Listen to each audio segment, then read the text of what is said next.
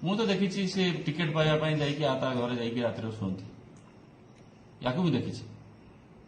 ଦେଖିଲା ପରେ ତାଙ୍କ ମୁହଁକୁ ଦେଖିଲା ଲାଗେ ଯେ ଗୋଟେ ବଡ ମାନେ ଦେହ ବ୍ୟବସାୟୀଙ୍କର କିଙ୍ଗପିନ୍ ଭଳିଆ ଲାଗେ। ୱାର୍ଡ ମେମ୍ବର ଜୀବନରେ ଜିତି ନାହାନ୍ତି କି ଜିତି ବି ପାରିବେନି। ଯିଏ ଦେହ ଧନ୍ଦାବାଲି। ମହିଳା ରାଜନେତାଙ୍କ ପ୍ରତି ନୀଳଗିରି ବିଧାୟକ ଦେଇଥିବା ମନ୍ତବ୍ୟକୁ କଡ଼ା ଭାଷାରେ ନିନ୍ଦା କରିଛନ୍ତି ବିଜେଡି ସାଧାରଣ ସମ୍ପାଦକ Lekhashree Samant Singhar. Social media platform ଏକ୍ସରେ ପୋଷ୍ଟ କରି ପ୍ରଧାନମନ୍ତ୍ରୀଙ୍କ ଉଦ୍ଦେଶ୍ୟରେ ଲେଖିଛନ୍ତି, ଦୟାକରି ଆପଣ ଓଡ଼ିଶାର ବିଧାୟକ ମହିଳା ରାଜନେତାଙ୍କ ବିଷୟରେ କହୁଥିବା କଥା ଟିକେ ଶୁଣନ୍ତୁ। ଓଡ଼ିଶା ବିଜେପି ତ ଅକ୍ଷମ ହୋଇଯାଇଛି ଯେ ସେମାନେ ନାରୀ ସମ୍ମାନ ବିଷୟରେ ଚିନ୍ତା ମଧ୍ୟ କରିବାର ଅବସ୍ଥାରେ ନାହାନ୍ତି। ସେ ଆହୁରି ଲିଖିଛନ୍ତି, ଓଡ଼ିଶାରେ ବିଜେପିର ନିର୍ବାଚିତ ପ୍ରତିନିଧିମାନଙ୍କର ଏମିତି ମାନସିକତା ହିଁ ଆଜି ମହିଳାମାନଙ୍କ ବିରୋଧରେ ବଢ଼ୁଥିବା ଅପରାଧ ପାଇଁ ଦାୟୀ।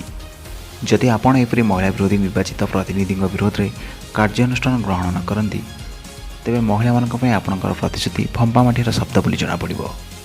ତେବେ ଏହି ଖବର ବର୍ତ୍ତମାନ ସମୟରେ ଚର୍ଚ୍ଚାର ବିଷୟ ପାଲଟିଛି। ତେବେ ଏହି ଖବରକୁ ନେଇ ଆପଣଙ୍କର ମତାମତ କ'ଣ ରହିଛି ଆପଣ କମେଣ୍ଟ ସେକ୍ସନରେ ନିଶ୍ଚୟ ଜଣାନ୍ତୁ।